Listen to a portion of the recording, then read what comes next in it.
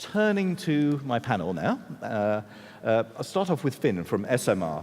Now, when we've talked earlier, you said that the vast majority of your services are actually handled in-house. Yes. So maybe could you give our audience some background into that, and has this always been the case, or have there been changes in the last few years? Well, and again, forgive me for my voice. As you can see, it hasn't improved that much overnight. My family were delighted. They threw me in a corner and they said, "Shut up." No argument, no talking back for the evening, so they were delighted.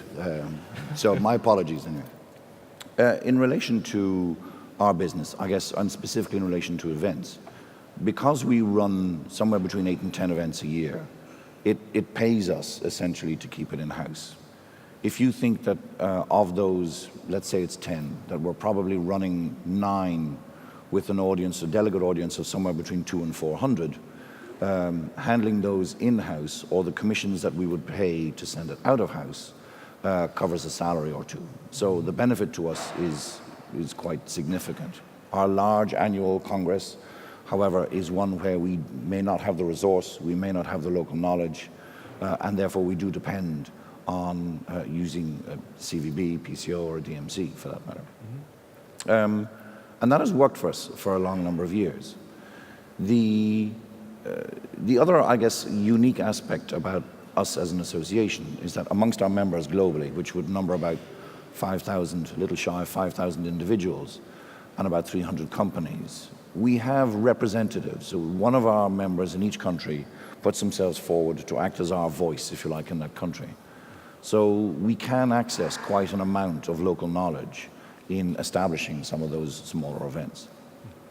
And presumably a lot of your members in those countries also have very strong technical backgrounds in all kinds Correct. of ways. So they've got a range of services already that are sitting there potentially ready for use. Indeed, because they, and in dealing with their clients, are either organizing other small meetings, are keeping on top of all the technological advances. So we have a substantial amount of input that we can benefit from in those occasions. So that's from the event side. However, we do outsource. For us, outsourcing is, the critical element is efficiency. This is nothing new to anyone, but if we can get better value for lower cost and greater efficiency, then outsourcing is a viable option. If it isn't, then we don't do it. So despite the survey results, finance is a key issue for you in that area, but what about additional technical skills or quality issues around that? I guess we would look at that somewhat with a financial eye to say what investment would we require to make in order to have the technological support or the expertise. Mm-hmm. So to give you an example, our content management. And again, just for background, at all of our conferences, if a speaker is on stage, there is a written paper behind what they present. And we've been building up that library of papers for donkey's years. And therefore that library of information is incredibly important to us. And we give universities access to it, et cetera, et cetera. So managing that content is both from a systemic point of view and a technological maintenance point of view, probably beyond our capabilities currently. So we outsource that primarily to a company or an agency called Walk, based in the UK. Equally, if we look at our website maintenance, that we would outsource as well. So, to build up the kind of technological resource or to make the investment into the business here to be able to achieve the same level of knowledge and expertise in allowing us to do what we want to do with our website just would be too big an investment for us at this stage. Yeah. So we do outsource. So although it is, there is finance involved there, it is Yes. critically about the having the quality to deliver some very sophisticated services. And the challenge of Absolutely. investing in that internally to make it. Okay. Yes. Okay, let me turn over to Karen. When we were talking earlier, you said that you're a big fan of outsourcing, and it's something that you do a great deal of. So share with the audience some of the background to your strategic thinking on this issue. Sure, Martin. Our organization we have 10,000 members, but we're largely run by volunteers. We have a council of management where we have a representative from each of the national associations that make up our association. these individuals are very devoted to the profession and advocating, advancing it, but they also have quite heavy workloads already in terms of their clinical load or their research load, and perhaps not the expertise that's required to carry on the functions of putting on our Congress that happens every 4 years. And at this point, we are only having a Congress every 4 years. We don't have an annual meeting that we hold for members, so there is probably not enough work to justify having in-house staff on an ongoing basis. So at this point, we're outsourcing quite heavily. Yep. We outsource for our website. We rely on professional Congress organizer because they would have the on-site contacts. Our meeting takes place all over the world, and it's very nice if we can have somebody who's familiar with all of the local expertise that can help us pick a venue, that can manage our registrations, that can organize our audiovisual. Well, one of the things you told me earlier, which struck me as something that many of our audience around the world won't be aware of, is that you actually do a certain amount of outsourcing with sister associations, not just with suppliers. So, well, what we have done in the last 2 years is we've become member associations of larger organizations, international organizations that are made up of 30 to 40 associations each. And those associations are looking at holding joint meetings. So we have been exploring possibilities of doing that. There has been some joint meetings held with some of those members. And yes, we are looking at how we can outsource together to accomplish those meetings. Okay, so Yeah. Some of the services are being provided by the other associations themselves, but collectively you're also looking at bigger contracts, Right. more comprehensive, so that you're not individually having to negotiate and perhaps not having all the information and wouldn't say maybe the skill set even, to be Right. able to understand how to get the best deal, whereas collectively you've got a lot more power. So that's a very important message if you're providing services, that the clients are starting to get much more sophisticated in their approach to how do they negotiate, so that it doesn't become this very mismatched, asymmetrical type of relationship. And how do you have any kind of process for evaluating the quality of the organizations that you're working with? Is that a worry for you or a struggle to work out who is actually the best which is the best organization to partner with? Well, that's a good question. That's something we have to be quite concerned about. And one of our biggest concerns when you partner with somebody is whether you lose your own identity when you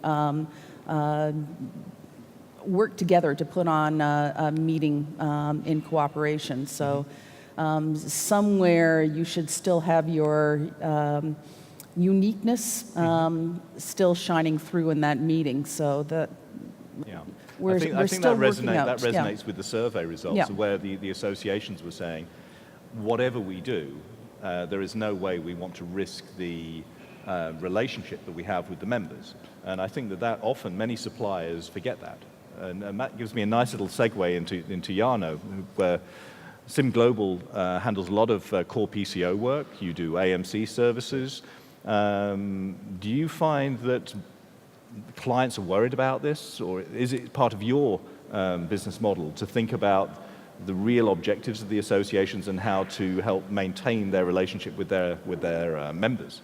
Absolutely. I think this is rather key in whatever we do, because we try to work a lot on long-term relationships with a lot of clients. In the end, it is rather simple. We can only be successful if we adapt the ways and the culture of the association, because it's, in all honesty, statistical people are different than cardiologists, and doctors are different than engineers. So we adopt, we speak also quite a lot with our clients about their structures, their expectations, because I think perception is one of those things. Well, it came also out of the survey about same topics, different views. It's how do you perceive it? What do you prefer to contact with your members? and how do you want to streamline it in a way that you're comfortable with it, it's doable, and you get the results that you want, because that is key in all interaction. What about the findings in the survey that talked about the PCOs and AMCs generally felt that offering outsourced services gave financial advantage to the clients, the associations, yet the associations generally didn't see outsourcing as a way to save money, but they saw it. So do you think that's something that in general amongst your colleagues who are offering these services, people tend to only focus on the money side, or actually when you're talking to clients, is that the question they're asking? Are they saying, how can you save us money? It is one of the questions that sometimes appears, and I think it's two ways, because from a meetings perspective, there's the buying power, there's the negotiation skills, there's the ongoing contact with all kind of suppliers where you can use your strength in getting the best possible deal for your association. On the other end, there's like the staffing issue. Does an association need to have staff available within this office, or are you going to outsource it? And I think on the second end, it's mainly for me scaling, because generally, if you have staff in the office, they're there an average amount of hours a week. But when we work on projects, it's always at peaks and lows and highs. So we have weeks that on one project 7 people work. Well, a week later the deadline is gone. It's dealt with. There might be one person just looking after and taking care of the pending items. And I think that kind of scaling, and yeah, if you work 1,500 hours a year, it doesn't come over 52 weeks, isn't it, the work? So that's mainly where the flexibility and financial benefit comes from, I would say. Okay. So, by the way, I just want to remind the online audience that if you've got questions or if there are issues that you want us to talk about in relation to outsourcing, please do send those through to our online moderator. And also in the audience, if you've got a question later on the stage, do raise your hand. We've got people with microphones who can run around and put the microphones to you. So don't be shy if you've got something you'd like to ask the audience about any issue of this, whether it's to do with future direction of outsourcing or particular services that you think could be better supplied in that way.